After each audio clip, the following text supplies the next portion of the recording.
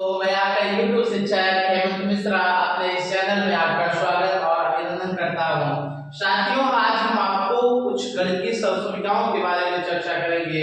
हमारी कुछ सरसमीकाएं होती हैं गणित में, जिनकी सहायता से हम अपने प्रश्नों को हल करते हैं।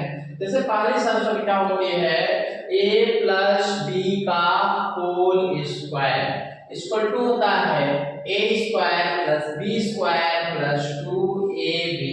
लास्ट में भी हम 2ab लिख सकते हैं, अथवा अगर लास्ट में नहीं लिखना है तो आप इसको ऐसे भी पढ़ सकते हैं a प्लस बी का whole square equal to a square plus 2ab plus b square.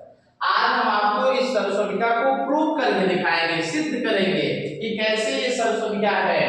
पहला काम तो सरसमीका की परिभाषा क्या होती है इस पर हम चर्चा करना चाहेंगे। सरसमीका का मतलब होता है जब दोनों पक्षों का मान आपस में बराबर आए, अर्थात लेफ्ट हैंड साइड का मान equal to right hand side का मान। जब दोनों पक्षों का मान आपस में बराबर होता है तो उसे हम सर्वसमीका कहते हैं। साथियों, इसका हम लेफ्ट हैंड साइड ले लेंगे a प्लस बी का होल स्क्वायर। जैसे अगर मान लीजिए 2 का स्क्वायर लिखा है, इसे 2 गुणित 2 लिखा जा सकता है, वैसे ही हम इसको लिखेंगे a प्लस बी का होल स्क्वायर है, इसे लिखेंगे a प्लस बी की घात a गुणित a प्लस बी की घात a। घात 2 लिखी थी, इसको हमने दो भागों में डिवाइड कर दिया। घात 1 लिखिए या न लिखिए वो माना जाता है, उससे सवाल पर कोई प्रभाव पड़ने वाला नहीं है। a को उठाएंगे, इस कोष्ठक में गुणा करेंगे तो a गुणित a प्लस b हो जाएगा। फिर b को उठाएंगे, इस कोष्ठक में गुणा करेंगे तो b गुणित a प्लस b हो जाएगा। अब हम क्या करेंगे, पहले हम a को उठाएंगे, a में गुणा करेंगे तो a गुणित a हो जाएगा। फिर a का गुणा b में करेंगे, a गुणित b हो जाएगा। फिर b का गुणा a में करेंगे, b गुणित a हो जाएगा। फिर b का b में गुणा करेंगे, b गुणित b हो जाएगा।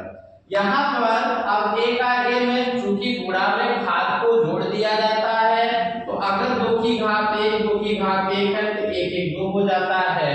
उसी प्रकार से यहाँ पावर 1 मान लेंगे तो a की पावर 2 हो जाएगा। a भी लिखा रहेगा प्लस b गुणित a को a गुणित b लिखा जा सकता है, ये गुणा का क्रम में नियम होता है। प्लस b का b में गुणा होगा, b स्क्वायर हो जाएगा। a स्क्वायर लिख लेंगे, यहाँ 1 मानेंगे 1 यहाँ मानेंगे, एक में एक को जोड़ेंगे तो 2ab हो जाएगा प्लस b स्क्वायर लिखा रहेगा।